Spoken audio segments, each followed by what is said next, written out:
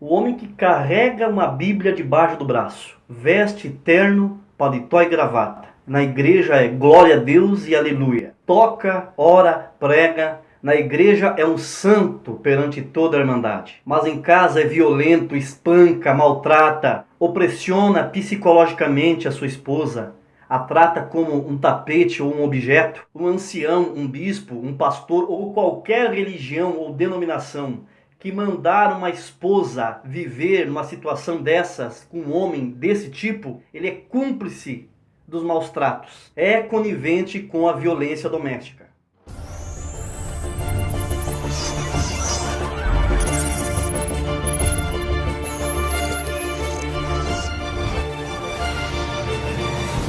A paz de Deus, o nosso Pai Celestial, esteja dentro do teu coração. Para quem não me conhece, meu nome é Carlos Einar, e este é o meu canal onde eu abordo assuntos referentes às Sagradas Escrituras. Trago opinião, reflexão e análises bíblicas e muitos assuntos sobre a atualidade. Se você está aqui pela primeira vez, seja muito bem-vindo. Não se esqueça de colocar o dedão aqui no botão vermelhinho de inscrever-se e faça parte da nossa família. Eu recebo inúmeras mensagens e e-mails de muitos irmãos parabenizando o canal e dizendo: irmão Carlos, o teu canal é muito polêmico. Às vezes é polêmico sim, mas existem assuntos que é preciso abordar. É como no caso desse tema de hoje, sobre a violência doméstica em lares cristãos. Não existe como nós colocarmos uma venda nos olhos e fingirmos que nada está acontecendo, mas infelizmente isso acontece no nosso meio e muito. Eu tenho recebido centenas e centenas de mensagens, de e-mails de irmãs da Congregação Cristã no Brasil que sempre me perguntam a mesma coisa. Mulher crente que apanha do marido ou sofre opressões e pressões psicológicas não pode separar? Só porque a mulher é cristã, ela é obrigada a viver apanhando? É obrigada mesmo a viver com um homem violento? Ainda mais um homem que se diz cristão? O meu objetivo aqui no canal e nesse vídeo não é escarnecer do ministério, nem me opor contra o ministério da obra, mas é ajudar as pessoas, ajudar a irmandade a enxergar nas escrituras sagradas as soluções de vários problemas da sua vida pessoal. Porque a Bíblia tem resposta absolutamente para tudo. Neste canal, pessoas me procuram, mandam e-mail, mandam mensagens, para que eu ajude a elas a encontrar solução, resolver problemas que o ministério deveria resolver. Porque em muitos casos, se os anciães, cooperadores, muitos irmãos, não digo todos, tivessem o devido preparo nas escrituras para resolver a quantidade de problemas que existe no nosso meio, não haveriam tantos problemas no contexto familiar e não haveriam tantos problemas domésticos. Quem acompanha aqui o canal há mais tempo sabe que eu sempre defendi e defendo reuniões para casais na nossa igreja, porque se houvessem essas reuniões, não haveriam tantos irmãos e irmãs desnorteados sem saber o que fazer em meio a tantos problemas. Por isso eu reafirmo, precisamos de reuniões para casais na Congregação Cristã no Brasil. A violência contra a mulher está impregnada em todas as classes sociais. 40% dos casos de violência doméstica está instalado em lares cristãos, em famílias evangélicas. Um problema que é vivido em grande parte das igrejas evangélicas. E, infelizmente, este mal também está afetando a nossa irmandade da Congregação Cristã no Brasil. É um gravíssimo problema que silenciosamente está abafado e ocultado em nosso meio. E que acontece em proporções gigantescas que você nem consegue imaginar. Ai, mas você está desnudando a igreja? Você está expondo a igreja? Não! Eu estou levantando uma questão que existe em nosso meio, existe em todas as igrejas evangélicas, em todas as classes sociais, e vou trazer aqui o meu ponto de vista de acordo à Bíblia. Aí você que está assistindo pode se perguntar: mas a irmã que apanha, que é violentada, espancada pelo marido, deve separar? O meu ponto de vista e a resposta que eu vou dar aqui nesse vídeo pode até ser polêmico para você, mas vou falar para você baseado na Bíblia. Na Bíblia existe uma exceção concedida por Jesus para o divórcio, que é o adultério, Mateus 19, versículo 9.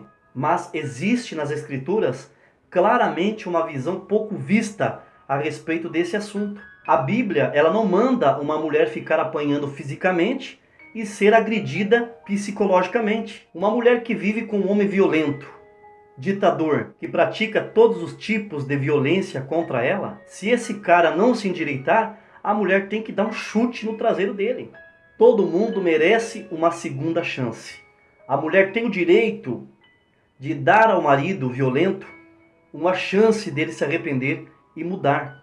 Mas se o homem não tiver conserto, não muda, continua com as mesmas agressões, e ela procura ajuda eclesiástica, procura o pastor da sua igreja, o ancião, porque aqui no meu canal eu falo num âmbito cristão geral, porque aqui no meu canal não é só membros da congregação cristã no Brasil, é pessoas de várias denominações.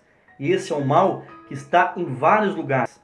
Se a mulher vai até um pastor, bispo, até um ancião, um cooperador, e ela volta para sua casa na mesma situação, sem ter resolvido o seu problema, ela tem todo o direito de despachar um cara desses. Deu uma chance de mudar e não mudou, ninguém é obrigado a viver abaixo de humilhações.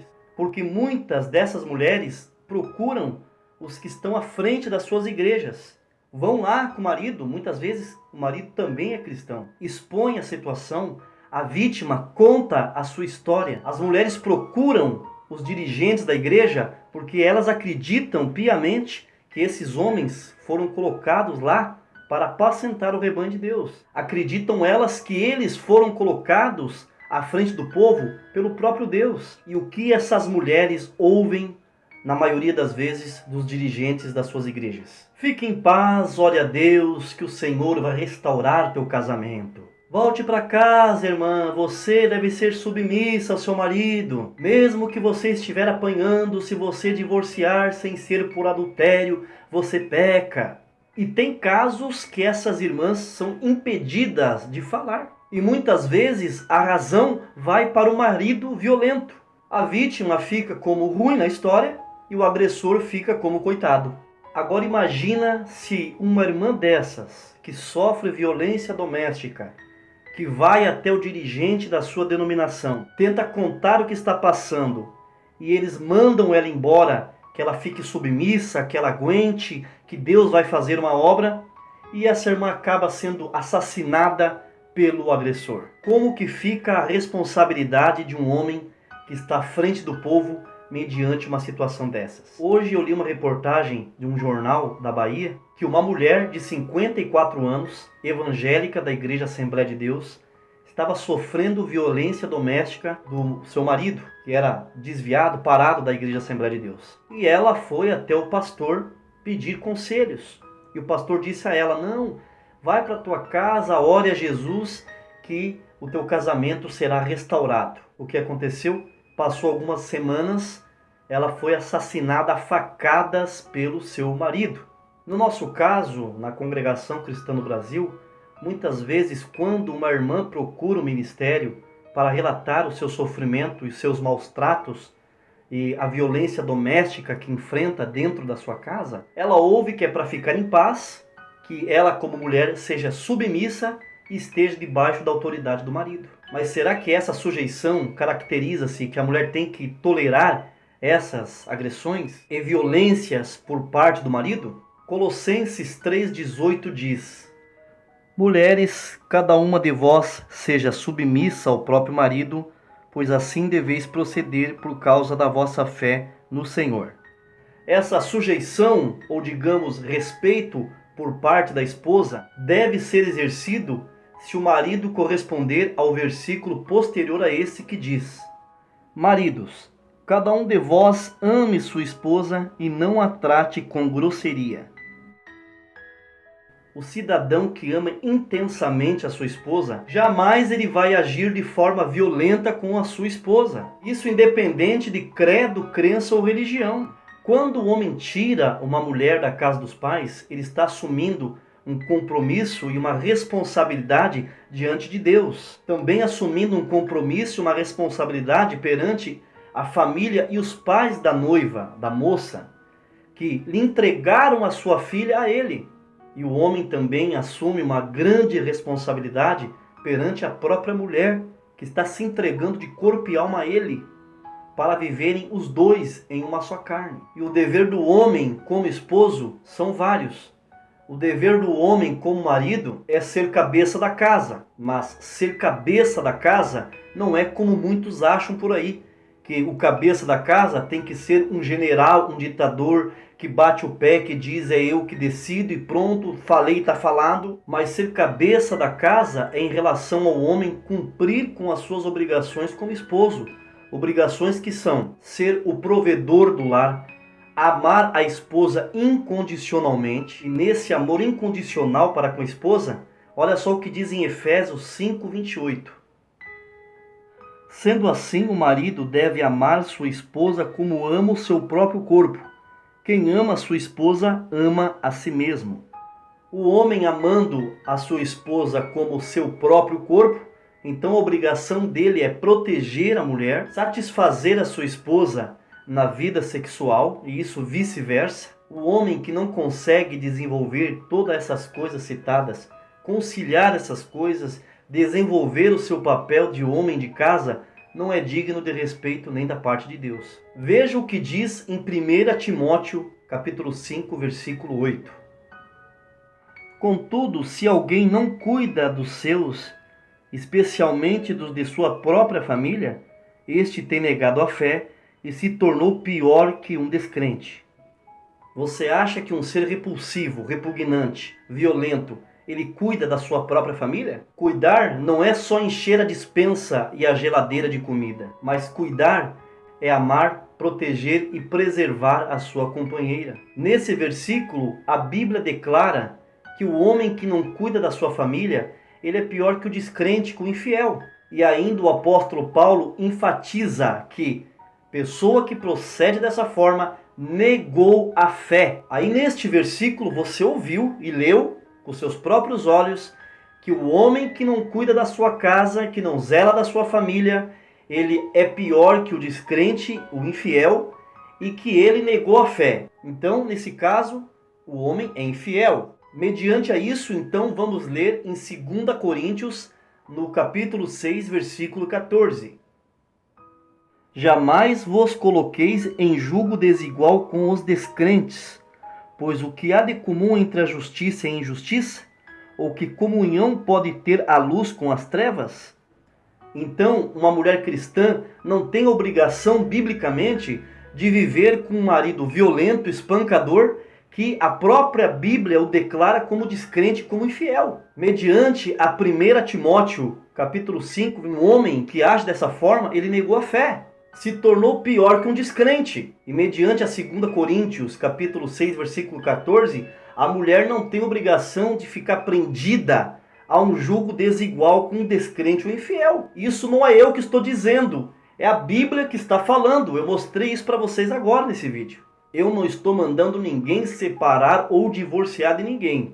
Você analise esses versículos, né? Se você, irmã que está me assistindo, está sofrendo com essa situação, você pode anotar esses versículos e quando você for procurar o ministério, cite esses versículos que eu relatei para vocês aqui no vídeo. Então, a mulher não tem obrigação de ficar prendida em um jugo desigual com a pessoa descrente ou infiel, porque é desigual. Não existe igualdade em um casamento em que é cheio de xingamentos, brigas e violência. Porque brigas não deveria existir num relacionamento e num casamento. Mas brigas, discussões existem. Só que violência não pode ser admitida e nem tolerada. Você, irmã que me assiste, que é nova de casada, ou vai se casar, ou está noiva, não tem como você conhecer a personalidade do rapaz antes de se casar. Tanto o rapaz como a moça não tem como conhecer a personalidade um do outro antes do casamento. Porque muitos, durante o namoro, se camuflam e se escondem e não mostram quem realmente são. Há irmãs que relatam que durante o namoro e noivado era tudo love, tudo colorido, era um conto de fadas. Mas depois do casamento conheceram a verdadeira face de um monstro. Então qual o conselho que eu tenho para dar para você? Você, minha irmã, tem que agir da seguinte forma. Nos primeiros meses do teu casamento, você tem que observar o teu marido. Se ele for uma pessoa de um temperamento explosivo, agressivo, você deve ficar de olho e em sinal de alerta, sinal amarelo. Observe o comportamento dele. Escuta bem o que eu vou te dizer agora. Não pode existir a primeira vez, o primeiro tapa, o primeiro empurrão, o primeiro chute ou o primeiro soco. Porque se houver a primeira vez, o homem se habitua, se acostuma, se ambientaliza com a tua subordinação, ele descobre a tua fragilidade e se prevalece em cima disso. Aí vai ser só sofrimento na tua vida. Para finalizar, eu quero deixar claro que eu defendo a família, eu defendo a união familiar, eu não apoio o divórcio, eu não apoio o divórcio por motivos fúteis, como por exemplo a esposa, a moça chegar para o marido e dizer: olha, teu pum é muito fedido, teu chulé é forte demais, eu quero separar. E o marido chegar para a esposa e dizer: ai, a tua comida tá muito sem sal, eu vou voltar para casa da minha mãe porque a comida dela era mais temperada. Aí vai e volta para casa da mamãe. O casamento é algo sério, Deus odeia o divórcio. Mas nesta questão tão presente na sociedade, tão presente no meio das denominações, principalmente no nosso meio, na Congregação Cristã no Brasil, eu sou a favor do divórcio por violência doméstica e por maus tratos por parte do cônjuge. A respeito do futuro de uma irmã que se divorcia pela questão de violência doméstica, por sofrer maus tratos, se ela pode casar ou não, isso é outro assunto que não vem ao caso agora. Mas eu acredito biblicamente que ninguém, nenhuma mulher, precisa ou merece ficar no sofrimento, nas agressões, porque alguém lhe disse que se ela divorciar, se ela separar, ela vai pecar. Pecado é ser agredida, passar fome, ser violentada, como existe em muitos casos. Pecado é ser submetida a crueldades por parte de uma pessoa que lhe prometeu lhe cuidar, de amparar e proteger. Quem sabe, futuramente, o que eu estou falando aqui nesse vídeo, você possa ouvir nos púlpitos da Congregação Cristã no Brasil. Que Deus possa abençoar o nosso ministério, abençoar os nossos anciães, nossos cooperadores, e que Deus possa abrir a mente do ministério sobre esses assuntos. Tomara que futuramente haja reuniões específicas para tratar assuntos de casais, assuntos familiares, que os anciães possam julgar os casos dessas irmãs que sofrem maus tratos, julgar de forma justa, imparcial, não de forma arbitrária, por conveniência, porque existem muitas irmãs em nosso meio comendo pão com lágrimas, encharcando seu véu com o choro.